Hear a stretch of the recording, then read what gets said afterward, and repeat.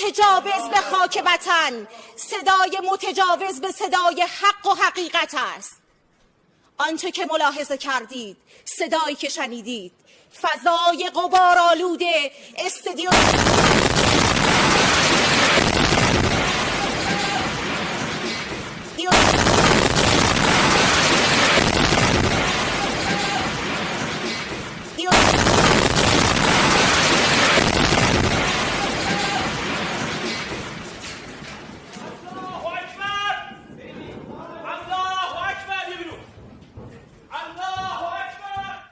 شنیدید، صدای متجاوز به خاک وطن، صدای متجاوز به صدای حق و حقیقت است. آنچه که ملاحظه کردید، صدایی که شنیدید، فضای غبارآلود استودیو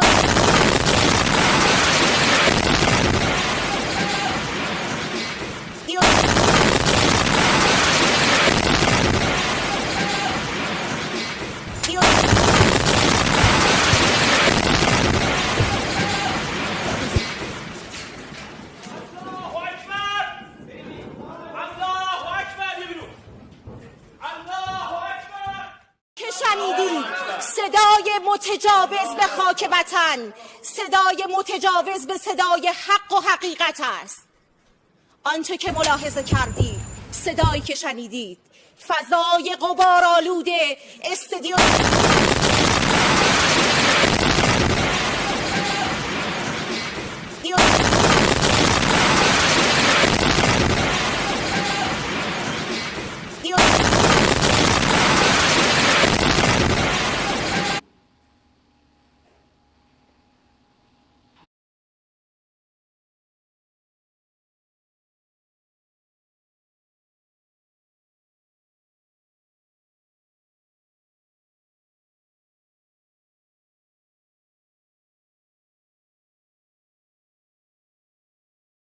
ముఖ్యంగా ఇరాన్ పై భారీ దాడులకు దిగుతామని చెప్పిన ఇజ్రాయెల్ అన్నంత పనిచేస్తుంది. ఈ రాత్రికి ఏం జరుగుతుందన్న ఉత్కంఠ ప్రస్తుతం నెలకొన్న నేపథ్యంలో ఇరాన్ కు సంబంధించినటువంటి ప్రధాన మీడియా, ప్రభుత్వ మీడియా అయినటువంటి ఇరాన్ స్టేట్ టీవీ కార్యాలయంపై టెహ్రాన్ లో ఇజ్రాయెల్ భారీ బాంబు దాడులకు దిగిన దృశ్యాలు మనం చూస్తా ఉన్నాం. ఇరాన్ స్టేట్ టీవీ మీడియా కార్యాలయంపై ప్రధానంగా చేసినటువంటి ఈ బాంబు దాడిలో ఆ ప్రాంతం అంతా కూడా ఒకసారిగా దద్దరిల్లిన పరిస్థితి కనబడుతుంది.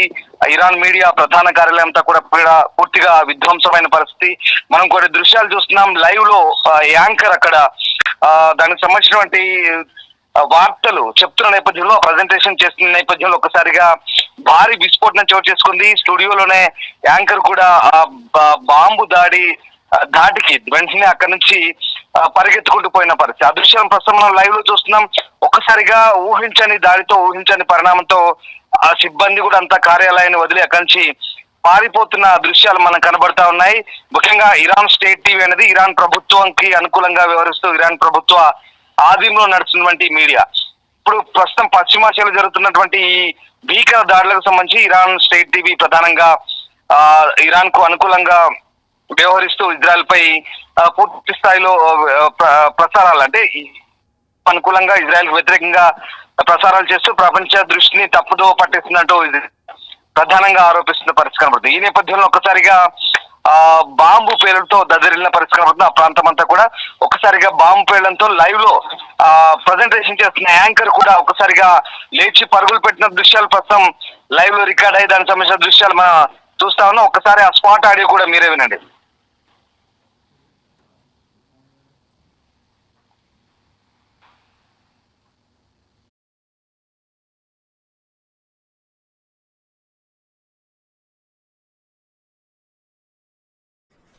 آنچه که ملاحظه کردید، صدایی که شنیدید، فضای غبارآلود استودیو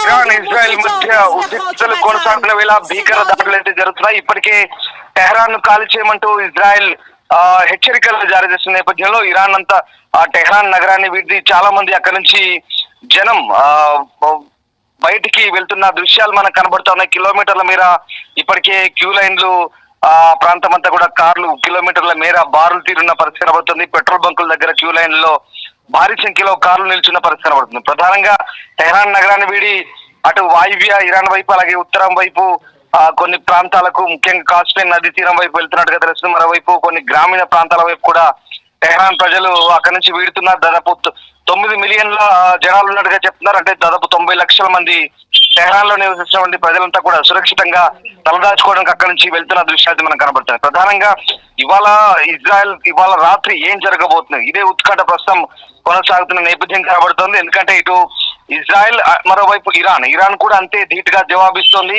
ఈ రాత్రి ఏం జరుగుతుందో ప్రపంచమంతా చూడండి ఎలాంటి పరిణామాలు ఉంటాయంటూ కూడా ఇరాన్ ఆర్మీ కూడా ఇజ్రాయెల్ హెచ్చరిస్తున్న పరిస్థితి. అంటే పరస్పరం హెచ్చరికలు జారీ చేసుకుంటున్న ఈ నేపథ్యంలో మన నిజంగా ఈ రాత్రి ఎంతటి భారీ విధ్వంసం ఉంటుందని ఒక ఉత్కంఠ అయితే కొనసాగుతుంది. అన్ని దేశాలు కూడా ఆసక్తిగా గమనిస్తున్న పరిస్థితి కనబడుతుంది. ఇప్పటికే పరస్పరం దాడులు చేసుకుంటున్నాయి. రెండు వైపులా కూడా ప్రాణ నష్టం ఆస్తి నష్టం జరుగుతున్న పరిస్థితి. ఇజ్రాయెల్ ఇరాన్ పై చేసిన దాడులు ముఖ్యంగా సైనిక స్థావరాలు అలాగే అణుశుద్ధి కర్మాగారం కావచ్చు నతాన్స్ తో సహా అనేక కీలక స్థావరాలపై దాడి చేసింది. కీలకమైనటువంటి ఆర్మీ అధికారులు మట్టుపెట్టింది. ఆర్మీ జనరల్ చీఫ్ తో పాటు అలాగే IRGC చీఫ్ ని అలాగే చాలా మంది ఆర్మీ కమాండ్ అధికారులను సైనిక అధికారులను కూడా మట్టుపెట్టిన పరిస్థితి. దాంతో పాటు ఇప్పటివరకు ఇజ్రాయెల్ జరిపిన దాడులు దాదాపు 270 మందికి పైగా మరణించినట్టు వార్తలు అంటున్నాయి. ఇంకా అనధికారికంగా లెక్క ఎక్కువ ఉండొచ్చు అని చెప్తున్నారు. మరోవైపు ఇజ్రాయెల్ నగరమైనటువంటి టెల్ అవీవ్ తో పాటు జెరూసలేం అలాగే హైఫా నగరంపై కూడా ఇరాన్ చేసినటువంటి భారీ మిసైల్ దాడులు అక్కడ కూడా భారీగానే ఆశ్రయం సంభవించింది. 10ల సంఖ్యలో జనాలు మృతి చెందినట్టు తెలుస్తుంది. ఇప్పుడు అక్కడి నుంచి క్యాజువాలిటీస్ రిపోర్ట్ అవుతున్న పరిస్థితి కనబడుతుంది. సో ఓవరాల్ గా ఈ రాత్రికి సంబంధించి ప్రధానంగా ఇక ఇరాన్ సంబంధించి కొంతమంది సోషల్ మీడియాలో ఇప్పుడు ఏం జరగబోతుందో చూస్తారు మీరే అంటూ కొంతమంది సోషల్ మీడియాలో పోస్టులు పెట్టడము, దానికి ధీటుగా ఇజ్రాయెల్ అయితే ప్రధానంగా హెచ్చరిస్తున్న నేపథ్యంలో అక్కడి నుంచి ఖాళీ చేయమని చెప్తున్న నేపథ్యంలో ఇప్పుడు ఆ దృశ్యాలు ఏవైతే ఉన్నాయో మనం ఇరాన్ స్టేట్ టీవీ సంబంధించినటువంటి దృశ్యాలు చాలా ఒక రకంగా భయం కొలుపుతున్న దృశ్యాలు అవి. నిజంగా అవి డిస్టర్బింగ్ కంటెంట్ చూస్తున్నాం బిగ్ టీవీ స్క్రీన్ పై మనం. ఎందుకంటే లైవ్ లో ఒక యాంకర్ అక్కడి నుంచి పరుగులు పెడుతున్న పరిస్థితి కనబడుతుంది. అక్కడ ఆ బిల్డింగ్ పై బాంబులు వేయగానే ఒక్కసారిగా ఆ స్టూడియోలో ప్రజెంటేషన్ చేస్తున్నటువంటి ఆ యాంకర్ కూడా పరిగెత్తుకుంటూ పోయింది ప్రాణాలు కాపాడుకోవడానికి. అంతవరకు ఆవేశంగా వార్తలు చెప్తున్నటువంటి యాంకర్ కూడా అక్కడ ప్రాణాలు అరచేతిలో పెట్టుకొని పరుగులు పెడుతున్న పరిస్థితి కనబడుతుంది. అలాగే ఆ సిబ్బంది కూడా అంతా అక్కడి నుంచి వెంటనే పరుగులు తీశారు. అప్పటికే జరగాల్సిన డ్యామేజ్ ఎంత జరిగిపోయింది, ఆ బిల్డింగ్ లో అప్పటికే ఎంతమంది ప్రాణాలు కోల్పోయారనేది ఇంకా తెలియాల్సింది. మొత్తం మీద ఇజ్రాయెల్ చాలా ధీటుగా జవాబిస్తుంది. ఇరాన్ కి చాలా భీకర దాడులు అయితే కొనసాగిస్తుంది. పూర్తి స్థాయిలో హెచ్చరికలు జారీ చేశారు. వెళ్ళని వారి పరిస్థితి ఏ రకంగా ఉంటుందని ఇక మనం ఊహించుకోవాల్సింది. గతంలో కూడా గాజాలో కూడా ఇలాంటి పరిణామాలు చోటు చేసుకున్నాయి. గాజా వాసులను హెచ్చరించినప్పటికీ చాలా మంది కాల్ చేయడంతో గాజాలో చాలా భీకర దాడులు జరిగాయి, ప్రాణ నష్టం సంభవించింది. ఇప్పుడు అదే పరిస్థితులు మళ్ళీ ఇరాన్ లో రిపీట్ అవుతున్నాయనే సిచ్యువేషన్ కూడా మనకు కనబడుతుంది. ఏదేమైనా ఈ రాత్రి అంటే ఇటు ఇరాన్ వైపు నుంచి అటు ఇజ్రాయెల్ వైపు నుంచి భీకర దాడులు కొనసాగే అవకాశం ఉంది. పరస్పరం దాడులు చేసుకునే పరిస్థితులు అయితే కనబడుతున్నాయి. ఈ దాడులు ఎక్కడికి దారితీస్తాయి, ఎంతటి పరిణామాలకు దారితీస్తాయని మనం వేచి చూడాల్సిందే. ఇక ఈ నేపథ్యంలో ఇరు దేశాల మధ్య జరుగుతున్న దాడులు పెద్ద దాడులతోని ఇటు Iran chief supreme leader Ayatollah Ali Khamenei కూడా ఇప్పటికే అంతమొందించినట్టుగా కొన్ని వార్తలు కూడా అందుతున్నాయి. కానీ దీనికి సంబంధించిన ఇంకా పూర్తిగా ధృవీకరణ రాలేదు. ఖమేనీని దగ్గరలో ఉన్నటువంటి బంకర్ లో సురక్షితంగా ఆయన కుటుంబంతో సహా ఆయన కూడా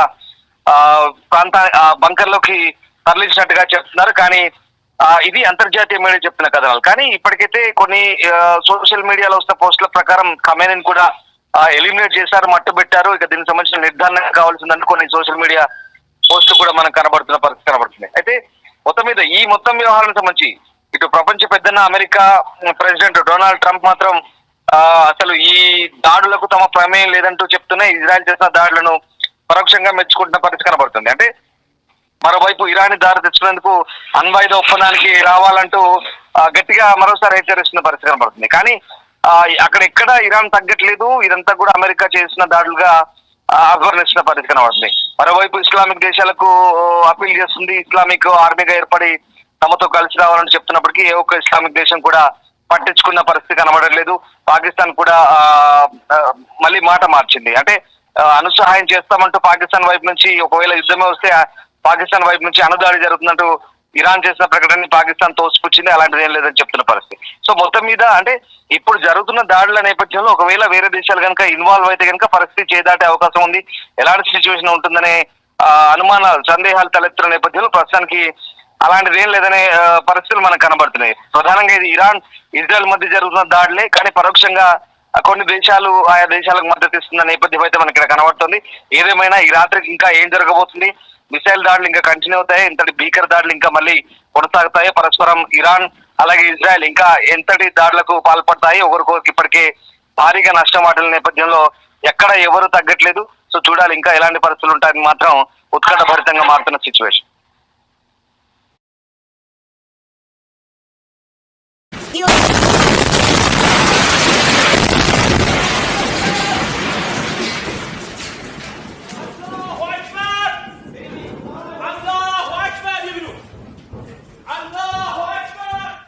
شنیدید صدای متجاوز به خاک وطن، صدای متجاوز به صدای حق و حقیقت است.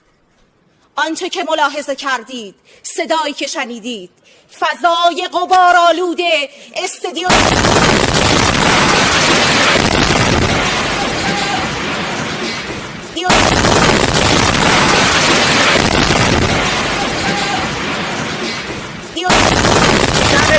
اقتدار ایرانی و ایرانی جماعت و شکست هیمنه رژیم کودک کش صهیونیستی. من نمیدونم چند تا از همکارام داخل بودن، من طبقه اول بودم بمباران شد، نمیدونم چند تا از همکارام شهید شدن، نمیدونم چند نفر مجروح شدن. گفته بودن تخلیه کنیم منطقه اسرائیل، اما همه تا آخرین لحظه وایسن تا تصویر اقتدار چیدن تصویر اقتدار ایرانی و ایرانی جماعت و شکست هیمنه رژیم کودک کش صهیونیستی. من نمیدونم چند تا از همکارام داخل بودن، من طبقه اول بودم بمباران شد، نمیدونم چند تا از همکارام شهید شدن، نمیدونم چند نفر مجروح شدن. گفته بودن تخلیه کنیم منطقه اسرائیل، اما همه تا آخرین لحظه وایسن تا تصویر اقتدار چیدن. که شنیدید صدای متجاوز به خاک وطن، صدای متجاوز به صدای حق و حقیقت است. آنچه که ملاحظه کردید، صدایی که شنیدید، فضای غبارآلود استادیوم